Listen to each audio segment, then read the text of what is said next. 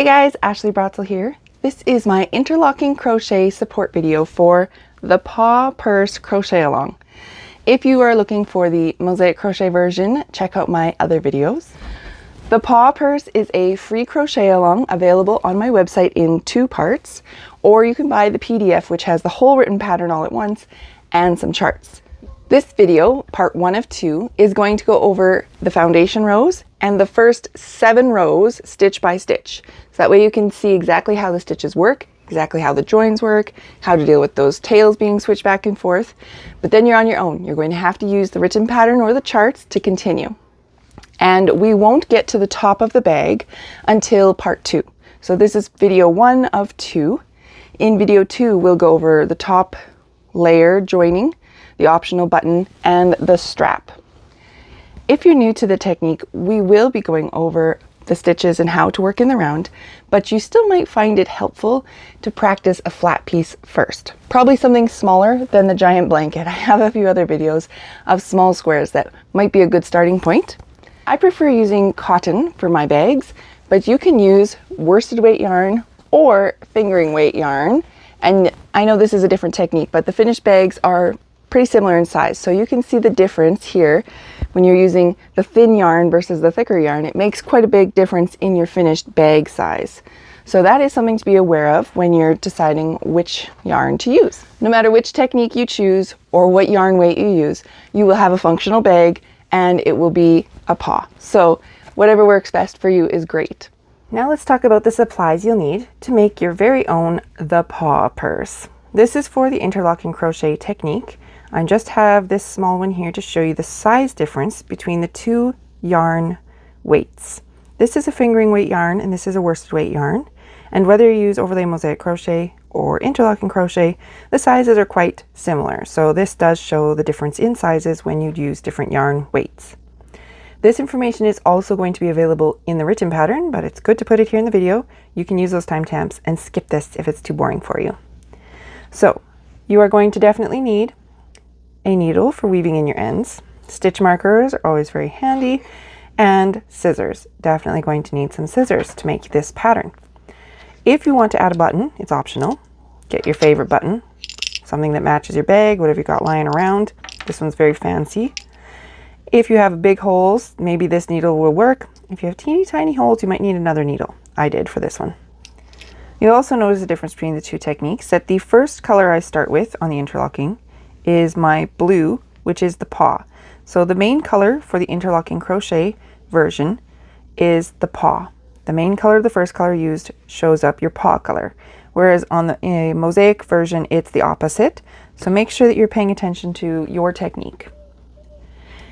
If you're using 100% cotton, like me, and you are using a worsted weight yarn, I prefer to use a 5mm hook, but of course you're going to want to use whatever helps you make your gauge. It's a bag, so it's not overly specific. It doesn't have to fit anybody. If you use a different hook size, you might get a different flexibility in your fabric.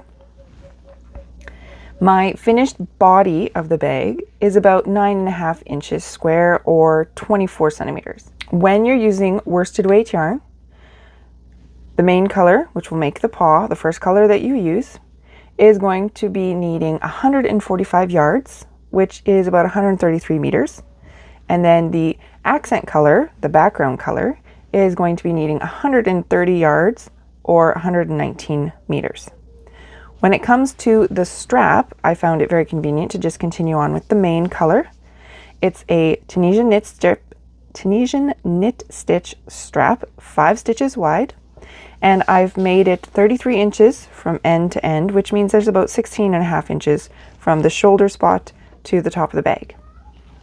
And I needed 42 yards to make this strap. When it comes to the smaller bag, if you use a fingering weight yarn, you're going to use a smaller hook. I used a 3.5mm hook when I used this Panda Yarns. It's a Canadian company and I like to support local. It is a fine weight, number 1 fine, and it's just like a 4-ply yarn. Sometimes people have different words for that. And when you're using fingering weight yarn, you use a lot less yardage. The main color, that would be the paw, I used 80 yards, which is about 73 meters. And that would be this one, if I wanted it to be the paw color. The background color, the bag color, I would use 69 yards or 62 meters. The strap though, because the shoulder height to the top of my bag is the same, no matter which size of yarn I used, the strap is approximately the same length. And that means I had to do a lot more rows when it comes to the fingering weight yarn in order to get it the same length. So this is about 32 inches, which means it's 16 inches from the bag to my shoulder, and it required 47 yards of yarn. There's quite the discrepancy depending on which size yarn you're using as to how much yardage you will need. Let's crochet. First thing I want to do is make a long tail, because I'm going to make a tube, and at the end I'm going to flatten it and sew the bottom. So I'm going to use this yarn that's at the bottom. My tube is going to be about 10 inches wide, and then so like my bag will be about 10 inches wide, but I need space for it to like wrap. So I usually do at least 2.5 times. Sometimes if I'm feeling like that's too risky, I'll do 3. So it's up to you. Somewhere in there, that's how long I want my tail to be. And then I'll use this to sew the bag at the bottom. So my slip knot is going to be way up here. This super long tail, I'm going to use it to join the bag at the bottom. That's optional. If you don't want to sew your bag together like that, do something else. That's okay. But that's what I'm doing. Now I'm going to chain 76, and this is going to start the bottom of my tube. So I have 76 chains, and now I just want to make sure without twisting it, I'm going to go all the way back to the beginning, making sure to keep it facing the same direction all the way around. There we go. Now that little tail is kind of in the way now, but here we go. So the way I have it is that all the bottom bumps are in the center, and then I'm going to go into this one. I guess I'm going from the bottom to the top of that chain, the first chain, and then I make a slip stitch to join it together through there and through here. And now we're ready to make some windows. So if you're familiar with other flat interlocking crochet, this might feel more familiar to you. If you're not so familiar with it, pay attention, it's okay. 1, 2 counts as the first double crochet. If you need to, you can do 3 here if you're like really tightly chaining, but I do 2 for a double crochet, and then another chain for the gap between my double crochets to make the window. And down here, this is where we had joined, so we're not going to use that one. And this is the next one that we're going to skip. So the first place we're going to go to is right here.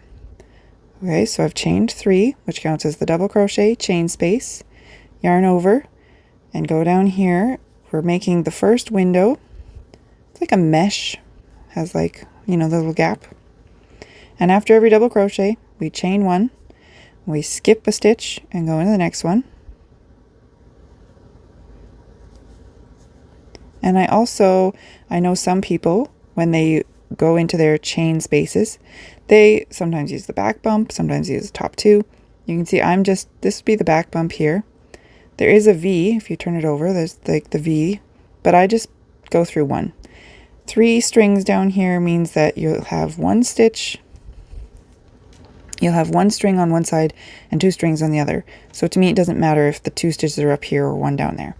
So that's why I just go through 1. It's easy for me to find. And you just go all the way around the bag until you have no more stitches to skip. And I will show you how we join it together. Okay, so I've gone all the way around. I've got this long tail that gets in the way somehow.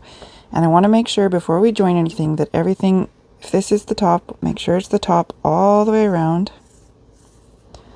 This tail, we're going to get it out of the way for now. So this is where we are. We're going to skip this one and join to here. So I still have 1 more. I wasn't sure actually with everything twisted. So this is the one we're skipping and going into here. Chain 1. And then this one here, that's the one that we're going to skip. And we're not doing another double crochet because there's already a pole here, like the bar. And this one was 1, 2, 3 chains, where 1, 2 chains counted as the double crochet. So at the top of that fake double crochet is where we're going to join it. And pull it right through both. Slip stitch, join. And that is, now we have windows in a circle in a tube for our main color foundation. Now you have to put a stitch marker in here to hold it live. I usually do 1, 2, 3 chains just so I can find it easier next time. So this main color foundation is basically ready, but there is one more thing that we need to keep track of. And stitch markers are handy if you feel confused, so don't be afraid to use something to give you, a little scrap piece of yarn or something. But this is how we had joined it. It's like this in the tube, right? And I have this at the top. And this was the last window I created where I just chained one and joined it. So this is my last window. I'm going to put this in the gap there. So I know that this was the last window. This is the first window I created. And technically this bag actually goes this direction. This is the inside of your bag and this is the front. So when I'm joining my chain, for some reason that just feels more natural to me. It might not be natural to you. So this is actually how the bag will sit. And now in order to get our accent color to be, we have a line of blue, then a line of the accent color. So the white is going to lay right across here. So we're actually going to go through this window and put the white across here. The chain will go all the way around, but this chain 3 from the white has to go behind here, and then every stitch is going to go behind, behind, behind, all the way around.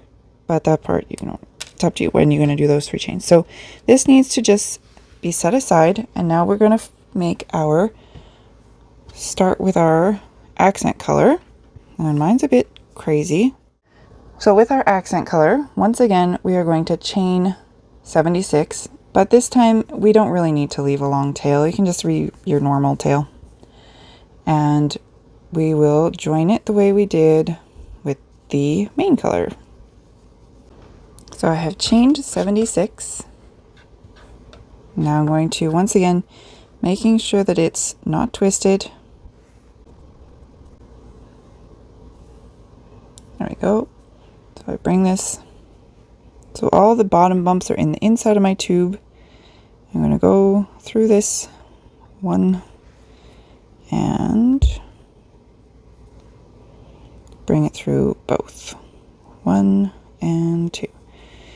So that is the tube. So the next thing says to chain 3. 1, 2, 3. But we are not yet ready to make that first window, because we need to make sure that this layer of foundation and this layer of foundation are properly meshed together. So now that I have my 2 foundations, one is a trellis window and one is just a chain joined in a circle, I'm going to take this whole chain thing. This whole chain is going to go. So this is the inside of our bag. We're looking at the join area. So we're going to go from the back to the front into that window that is directly to the right of where you had just joined. Now the working tail that goes to your yarn ball and that working loop that you're going to be using next time has to stay behind the top of the blue. So that's on there, and then this goes around the trellis window thing. So these little tails.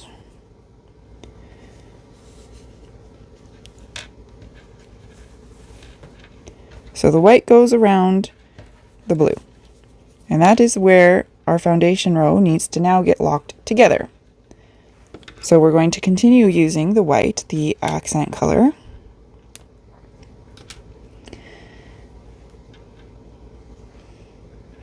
And the first thing that we need to do is decide what to do with this main color chain 3 spot, because we are about to make our first window, and if we make it like this, is that chain 3 of the blue going to be trapped behind the window or in front of the window? Wherever we trap it right now, he's stuck like that for the beginning of his next row, so he needs to be dealt with. In this pattern, it specifically says to move the main color to the back and then create the accent color windows. So what we're going to do is make sure that this blue one goes behind this accent color. And now to do the windows, we are going to go behind all of the top part of the blue, and we're making those windows where this is where the double crochet is coming from. The next stitch is skipped, and then we go into this one. So make sure you yarn over, go behind the window, grab a loop.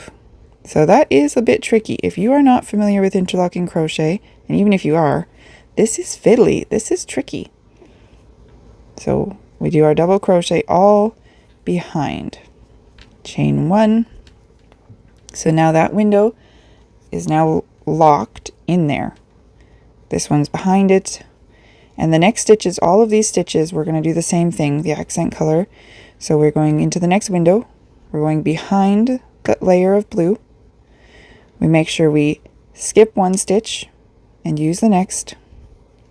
We go into the loop and then we bring it all to the back before we do our double crochet. So join, double crochet, chain 1, yarn over, going into the window. This is where we had joined, so we're going to skip one, go into the next one. And honestly, the foundation rows are tricky, which does make it difficult because you get more skills as you go on, but you have to have such great skills just to get started. So if it's tricky, it's okay. That's why I made the video, because I know it's tricky. I'm hoping the video will help some of you be able to get this going, and then you can have a pretty little bag. So we're going to do this all the way around.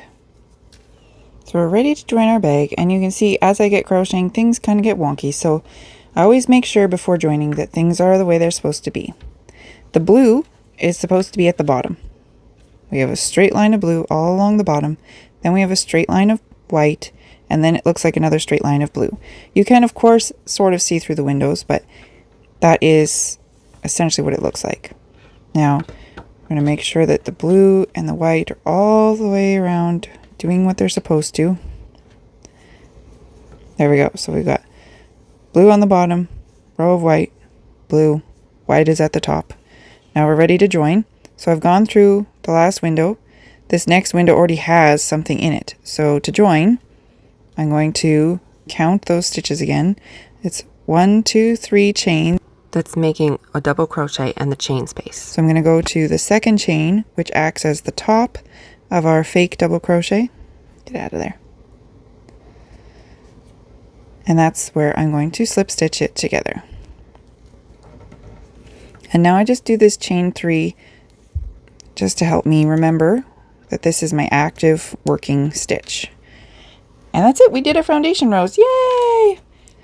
So it's easy at this point for those 2 layers to get flipped because there's nothing holding them. And you'll see this is the wrong side. Blue is at the bottom, and then we've got all these jagged things. That's how we know that's the inside of the bag, the wrong side. This is the right side with the straight lines, but blue is supposed to be at the bottom. So here's my knot. I've got the whole bag upside down. You know, it's important to mess this up so that you can pick it up again and know what you're looking at. If you only ever lay it down perfectly and someone bumps it and you don't know what you're doing, then you get lost, right?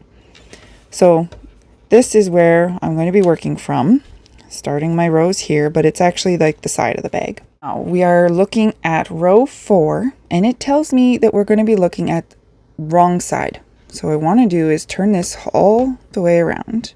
So now I'm looking at the wrong side. And I'm going to be using my main color, so that's the one I'm going to undo. Okay, so here I am. And this little thing, that was just telling you which window to use. We've done that, so we don't need that one either. So here we are. We are looking at the wrong side. We've got blue at the bottom, jagged things pointing into each other. And the first thing that it tells you to do is accent color to back. It's a little bit of a different format. If you're used to my flat pieces, the headers of each section are slightly different. So because every single round we have to deal with these tails in a different spot, and that's why it's not up in that header. So the first thing we're doing is, we've got our main color here. The first thing we need to do is take this accent color and put it to the back, and that means away from you. So if I'm looking here, the back is back here. And our first stitch, well, this one's easy. It just says 19F. And our first stitch here, we can see that it is already in front of the white. And this one was chain 3 for 2 double crochet, or 2 chains to make the double crochet, and then 1 for the gap. So this is our first stitch. It's already been made. If you didn't chain after you joined, then you have to make it. Chain 3, right? And now it says 19F, and if you count and go around, you'd go halfway. Because this is telling you 19 for the front of the bag, and then the back of the bag is just the same. So it's 19 and then 19. And in order to do all of these front stitches, we yarn over because we've already got our chain. This is at the back, and we want to be in front of this white to get this stitch here. And we still want to bring everything to the front before we do the double crochet. Oops, come on. Double crochet, chain. So now we're going to look at the next window. So here's the stitch we just went to. Now we're going to work onto this stitch. We're going to be in front of the white, but we're still entering this blue as if we're normally looking at that, right? Chain. So we're going to enter the stitch and make sure that the whole stitch is in front of the white before we do our double crochet. And we do it all the way around.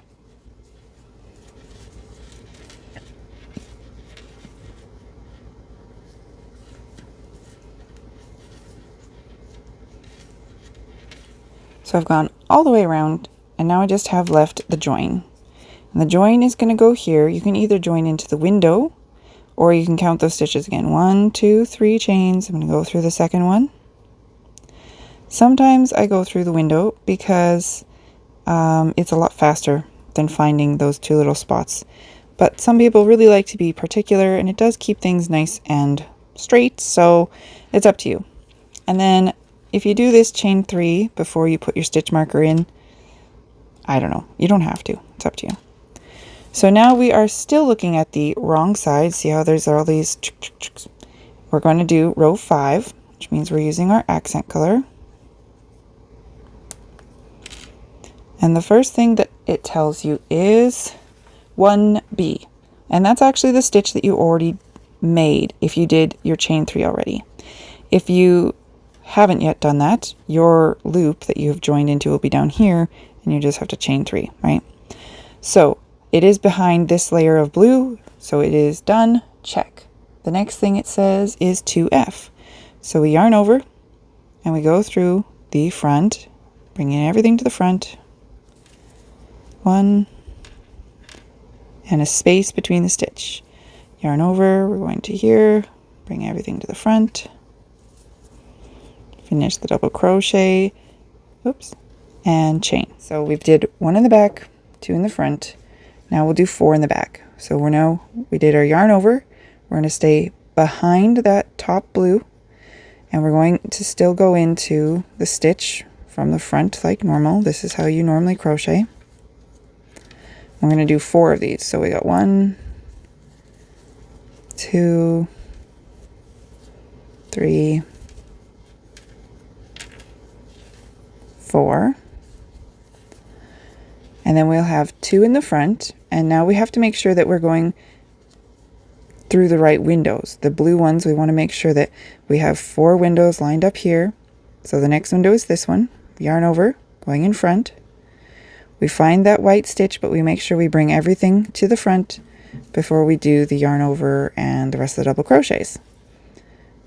So go in here, bring it all to the front.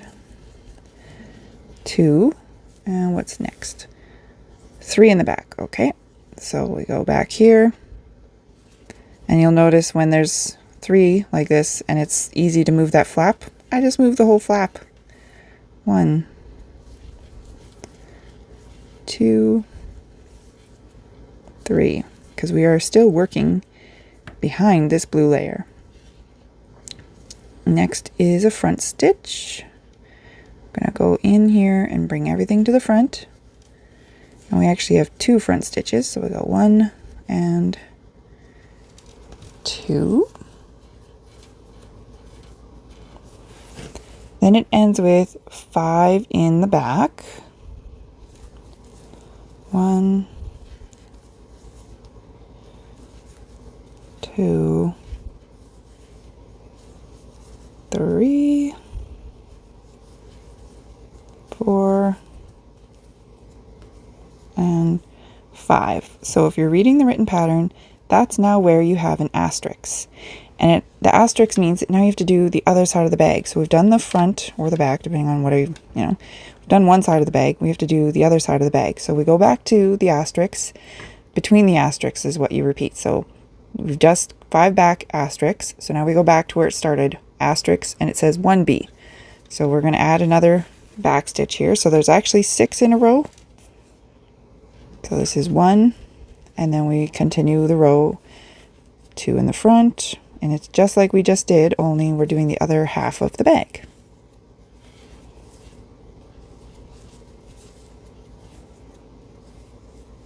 Four in the back.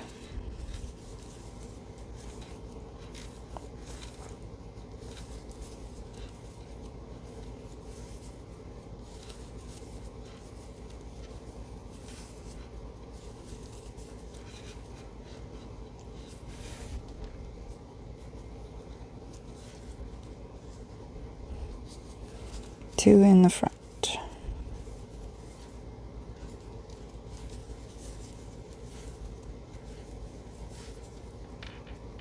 Three in the back.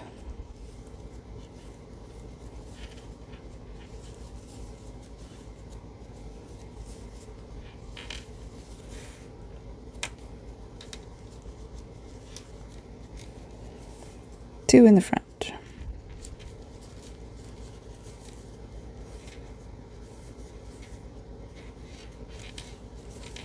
And ending with 5 in the back again.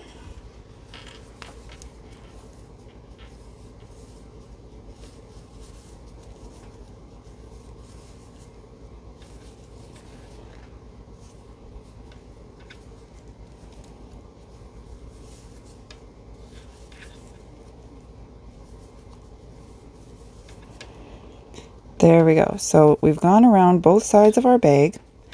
This is pretty much the point where you would realize if you had made a mistake counting, because you would have not enough stitches or too many stitches, and you wouldn't be at your join. So that is why I recommend to wait till we sewing that bottom until we have this row at least, because this is kind of the double check row. 19 and 19, it's easy to miscount, but when you have groupings, you get the count. Usually, it's easier to notice if you made a mistake. So now that we've finished the asterisks, the next part is in brackets. It says MCF. The main color here, that's the loop that we're working with, needs to be kept to the front. So we are looking at the wrong side. It needs to be kept to the part where we're looking before we join. So you can join into the window, or you can pick up the 2 loops that are in the second chain, slip stitch it together, and then optional, I just do my chain 3 to get ready for the next row. So far we have done foundation rows. We have done 1 main color row looking at the wrong side, 1 accent color row looking at the wrong side, and now we need to see what it looks like when you're doing a main color row looking at the right side. So we know that this is the right side of the bag because the bottom has straight, straight, straight, whereas the wrong side, the inside of the bag, has straight at the bottom, but then it has these lines, dash, dash, dash, dash, dash, dash, dash. So looking at the right side, we're going to do round 6. We're using the main color here. And how can we tell that this is round 6? What if we pick our bag up at any point and we're like, ooh, I don't know what row I'm on. I always find it much easier to look at the inside of the bag. And that first window was window 2. The bottom is actually row 0. And the blue that you can't see back there is 2. So I just count the windows, 2, and I know I'm referring to the top. So here's 1 hole, 2 hole, so that's 2, 4, and there's no more blue at the top. So I didn't reach 6, but there is white, so I know that I've just finished white. White is finished, 5, which means that this one has to be row 6. And the first thing row 6 says is 5 in the back, and you'll see that our chain 3 is behind that white's chain. So we got 1 in the back here. We will continue this one here. Now we can fold this flap down out of the way. We can see 1, 2, 3, right? This is where we're going to work. So this was number 1. This will be number 2.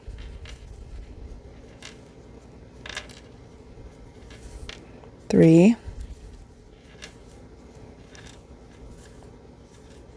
4. Come on there. And 5. Chain 1, make sure. Now we'll flatten everything out again because we know we're switching. We're going to do front stitches. We have 3 front stitches to do. How do we know where to go? Well, we have to make sure this is the stitch we just did. So this is the one we want to work on to. It's this one here. And we have to make sure that now we're in front of this white. We're still entering the blue as normal, but we bring everything to the front before we do the double crochet. 1 and 2, and sometimes I use and for the chain space, so don't forget. 3 and. Now we are switching to back stitches again, and I find it easier depending on how the layers are laying. Sometimes it's easier and sometimes it's harder to find your stitch. It's important to count the gaps. It's important to make sure you're not skipping things. But we're going behind this white. We're going to use this stitch here. So this one already did. So we know this. Come here. This is the next one here. We've got 2 in the back. 1 and 2. Then we'll have 3 in the front. So this is the next stitch that we need to work on.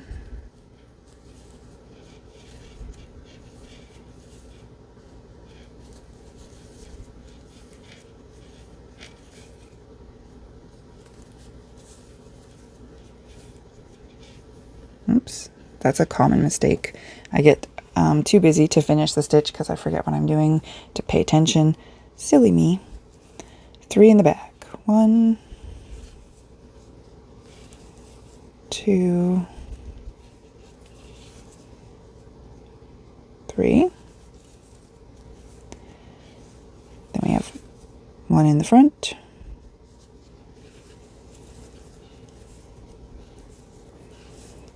1 in the back.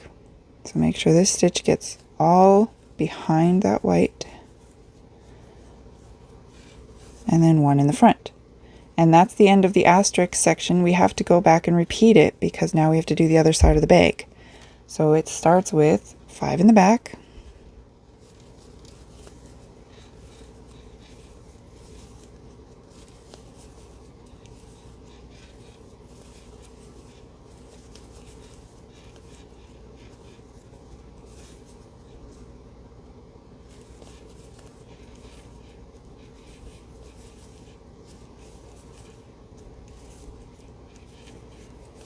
3 in the front.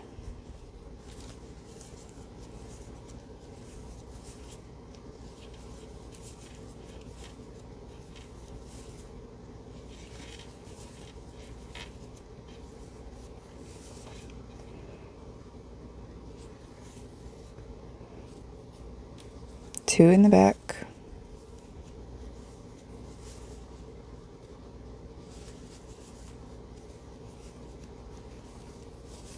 3 in the front.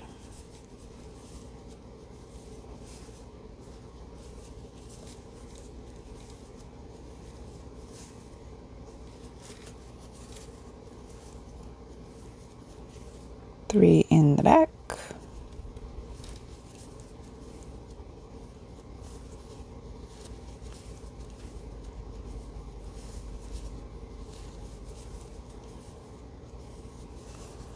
1 in the front. 1 in the back. 1 in the front.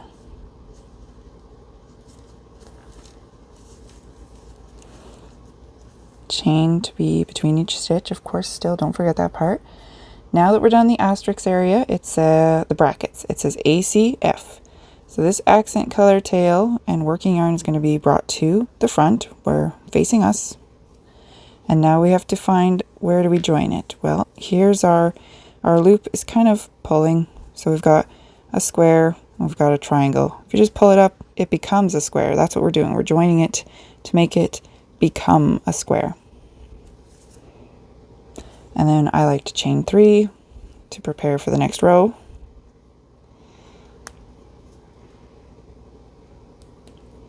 And now we're working on the accent color. And this is row 7. We're still looking at the right side of our bag. And the first thing that we have to do is one in the front. And it's actually done for us if you have been doing the chain 3. So it's in front of this blue layer. It's already done. And then before we can do our next stitch, we have to deal with this tail. Because if the tail needs to be here before we lock it together, or the tail needs to be here, now is the time that we have to know it. And this one says MCB, main color to the back. So that means away from you. And the first stitch after the brackets, it says 4 in the front. So we had 1 in the front here. We dealt with the main color tail, and now we have to do 4 more in the front. So it's actually like 5 in the front, but because we had to deal with that tail, if it needed to be here, that would be the spot before we lock it all together. So 1, 2, 3, and 4. So if we go back and look at them, it looks like 5. 1, 2, 3, 4, 5, because this one had the brackets between it to tell you what to do with this tail. And the next part is 9 in the back. Okay, so here we go. This is a tricky spot. Do you see that as I'm crocheting, if I pull, and I need to do, this is the next stitch to use, but it has to be done behind the blue layer, right? So if I just reach back and grab, I will actually be twisting these stitches, because this white one, if he's all lined up, this is his window. And we need to make sure we're using the proper blue window to get that white stitch. You could count the missing gaps at the back too, but I find it, especially at this point in this pattern, it's easier just to line things up because that bottom rows are quite locked together. If you had a lot of gaps like this meshy area that's not locked, if you had a big section of that, sometimes things are harder to lock up because you have to start down here where it is locked. You have to put, okay, that stitch goes in that window. That stitch goes in that window, and you have to climb up to wherever you are. So sometimes it's easier to count missing stitches. Sometimes it's easier to line up the windows visually, but you must make sure it is lined up or your stitches are not going to work. Now we have 9 in the back, so that's a big number. 1 and 2 and 3 and 4 and make sure this one gets the right window, 5 and 6 and 7 and 8 and 9. Then we have 3 in the front. So that one, the windows kind of become irrelevant sometimes, and that's why when we need them to be relevant again, that's why it can be tricky. So 1, 2, 3. Oops. My yarn is pulling on me. Loosen up, lady. Make sure we are chaining between all those double crochets. Where are we? We did 9 in the back, 3 in the front, so we need 1 in the back.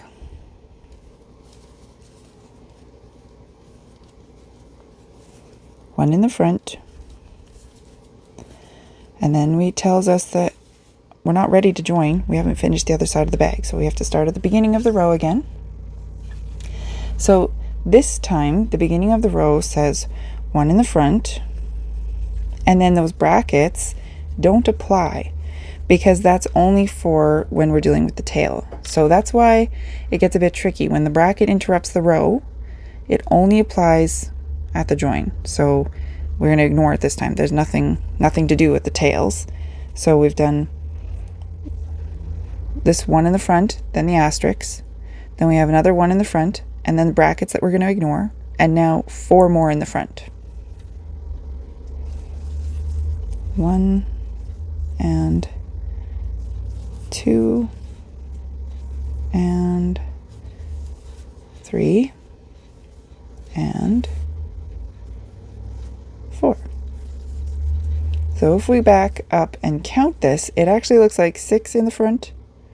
That's why it can get tricky with the counting as well. So we know this was 4, brackets to be ignored, the beginning of the row, and the end of the first repeat of it. So that's why it can be tricky. Now we're going to do 9 in the back. And again, this is that tricky window because the windows had been so irrelevant for a while that when we have to start using them again, we need to make sure things are lined up straight so we get in the right window. 1, 2, 3, 4, 5,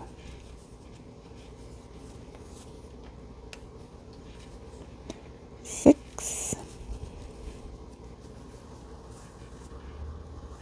7, 8, 9. Then we have 3 in the front.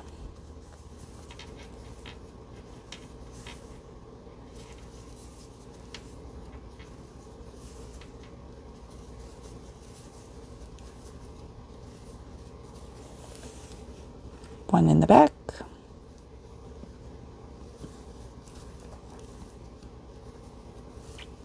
One in the front.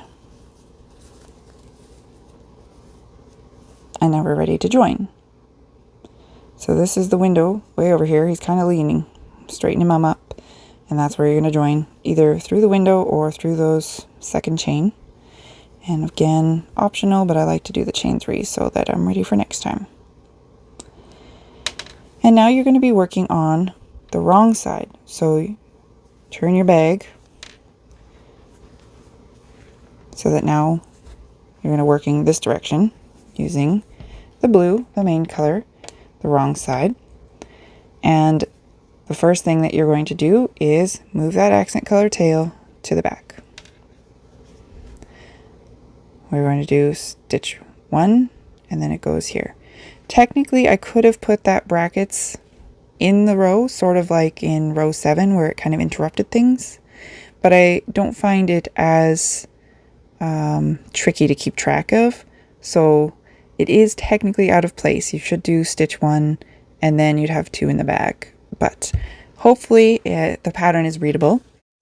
And that's it for support video number 1.